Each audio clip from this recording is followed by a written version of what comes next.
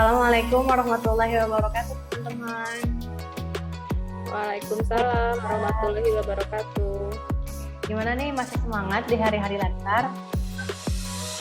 Insya Allah semangat harus ya. Alhamdulillah, hari ini kita bakal dapat ilmu baru nih, teman-teman. Jadi ada tugas untuk kita untuk menjelaskan tentang pelayanan publik, gimana contoh best practice-nya sama best practice-nya. Langsung aja ya, nih aku punya sebuah artikel, nanti kita diskusi ya, kira-kira pelayanan yang baik yang bisa kita berikan seperti apa contoh-contohnya, dan juga contoh dari pelayanan yang kurang baiknya seperti apa ya. Seperti ini teman-teman artikelnya.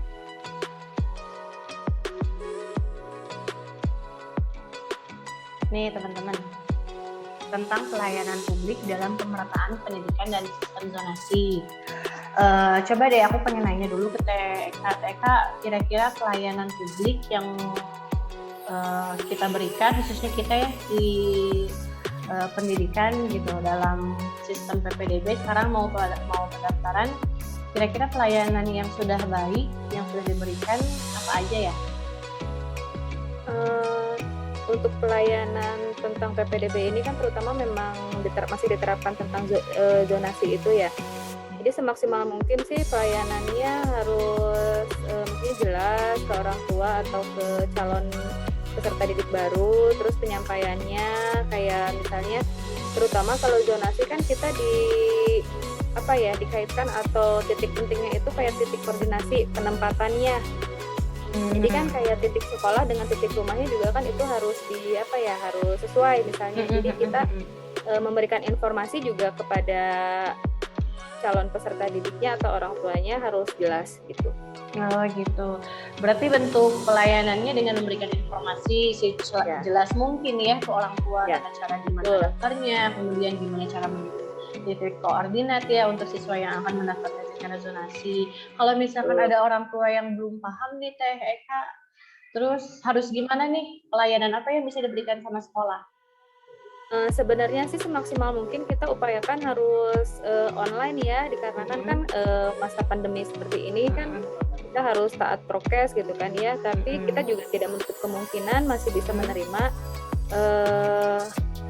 orang tua atau calon peserta didik yang datang ke sekolah, tapi dengan harus dengan sesuai ketentuan kayak misalnya prokesnya selalu dijaga. Di sekolah juga kan kita juga mempersiapkan harus sesuai dengan prokes juga gitu. Gitu. Berarti setiap sekolah sudah menyiapkan protokol kesehatan yang sulit ya, kayak sanitizer, kemudian suhu kayak gitu ya. Oh iya. Kalau tentang PPDB juga, kira-kira apa ya yang belum maksimal Teh Aisyah dari sistem PPDB yang diberikan oleh kita sebagai pelayan publik? Paling kalau misalkan dilihat dari beberapa tempat, khususnya di instansi saya gitu ya, mungkin masih ada beberapa keluhan dari orang tua ya, calon orang tua siswa gitu khususnya yang masih kebingungan atau gaptek lah ya istilahnya dalam pendaftaran untuk PPDB ini gitu. Nah walaupun kan memang di sekolah sebelumnya sudah dikasih gitu tata caranya, kayak tadi TK ada yang kesusahan nih, nah di sekolah dikasih pelayanan secara langsung.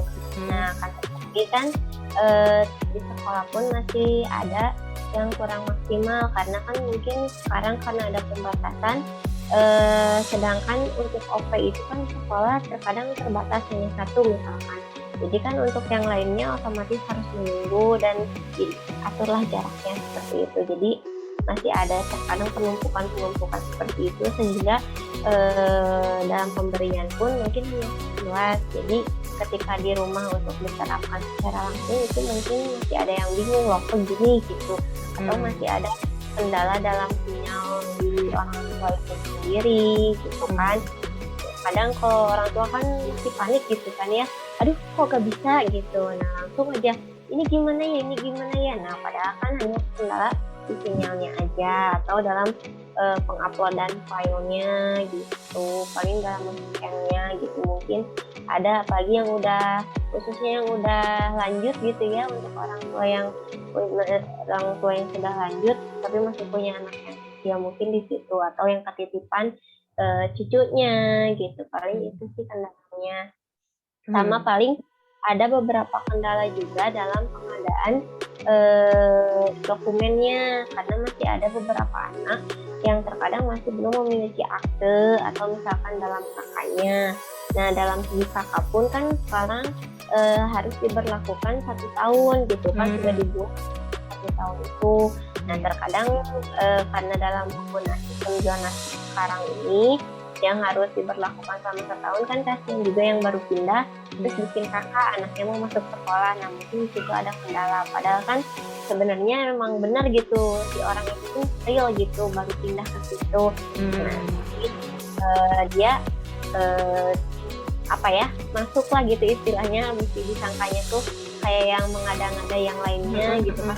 Tahun kemarin tuh kan banyak yang mendadak bikin kakak karena ingin masuk gitu. Terus itu yang kendala tahun kemarin sampai tahun sekarang masih ada beberapa yang seperti itu.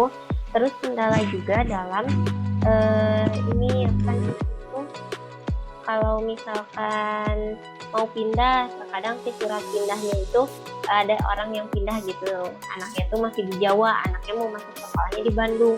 Nah, kan si surat pindahnya terus kakaknya itu kan masih jadi kendala juga gitu.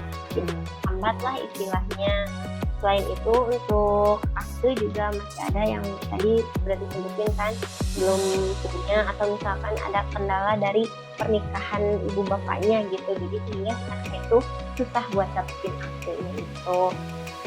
Kalau dari jalur RMP biasanya dalam pembuatan KIP-nya itu. Nah, KIP-nya itu sebelumnya dibuatnya masih ada yang dadakan gitu kan kalau tahun kemarin, tapi untuk tahun sekarang itu sudah tidak diberlakukan lagi, hanya KIP yang benar-benar sudah dipergunakan cukup lama. Nah, paling kendala yang paling urgent sekarang tuh kan karena PPDB untuk masuk SD khususnya itu harus didaftarkan langsung oleh TK-nya yang TK yang terkait atau TK terdekatnya. Walaupun si anak itu kan tidak bersekolah di TK tersebut, cuman ada beberapa TK yang mereka itu tidak mau membantu warga sekitarnya untuk bisa mendaftar ke SD terdekat karena tidak masuk ke TK tersebut gitu. Padahal dalam realisasi PPDB sebelumnya itu dia sudah diberitahu gitu oleh penyelenggara PPDB pusat yang ada di dinas itu TK terdekat itu wajib membantu siswa yang akan masuk SD walaupun dia tidak bersekolah di TK dan nanti itu yang paling diutamakan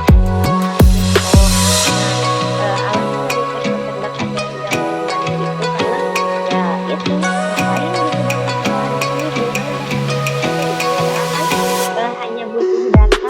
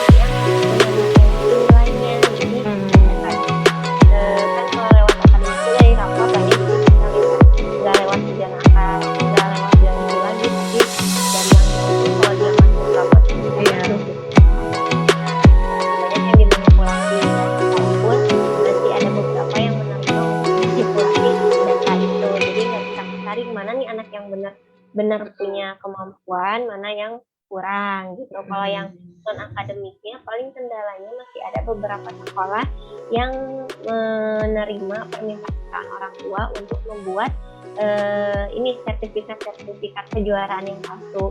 Nah makanya ada penelitian kalau dalam jalur khususnya hafalan dia sekarang itu harus 2 juz. Kalau tahun kemarin kan dia 1 juz pun masuk gitu kan, harus 2 juz minimal.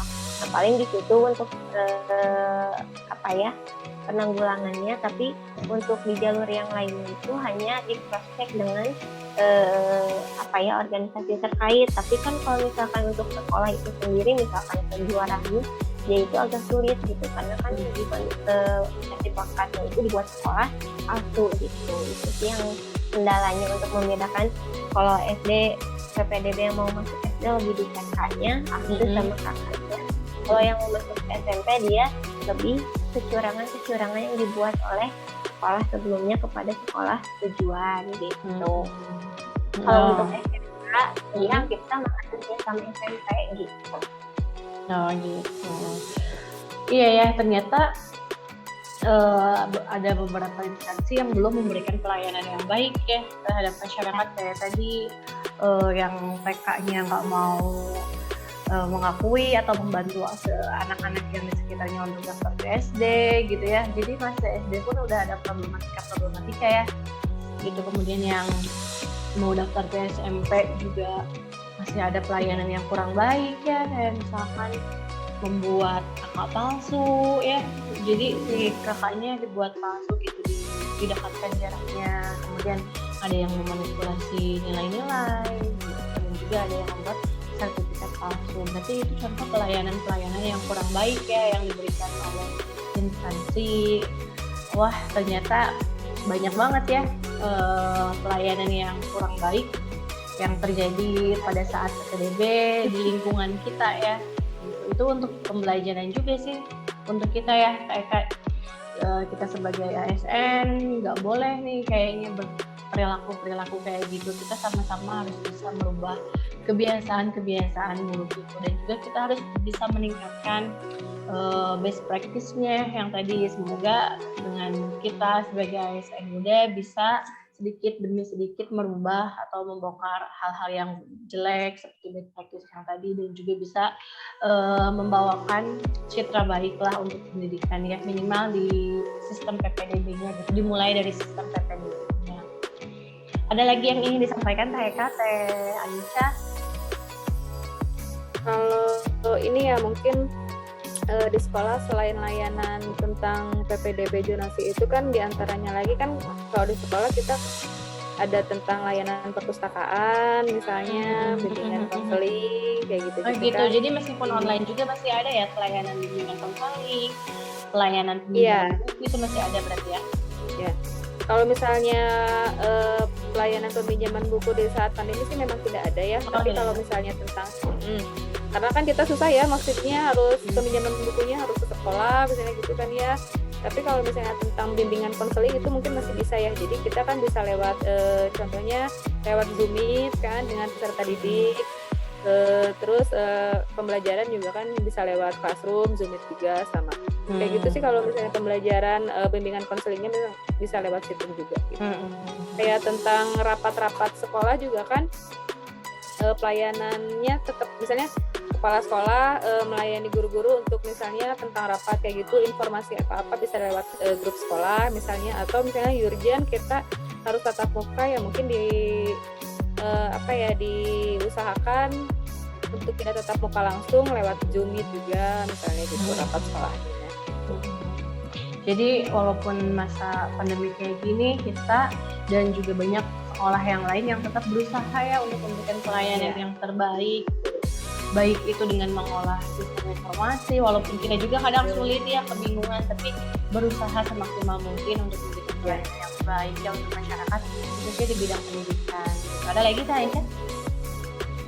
Ya paling kalau misalkan untuk yang best practice dalam pelayanan publiknya, kalau bisa kita tuh lebih memilih lagi ya dalam memberikan pelayanan, walaupun memang niatnya baik gitu sebenarnya kita tuh.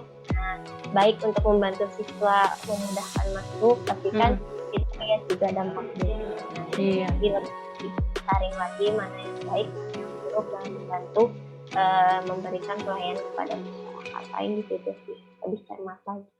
Iya. Wah, ternyata seru banget ya obrolan kita hari ini, teman-teman. Gimana nih, kita kan sebagai ASN muda harus bisa menjalankan tugas ASN yang 3 itu, salah satunya sebagai pelayan publik. Gimana kalau kita bikin jargon, teman-teman? Mau nggak?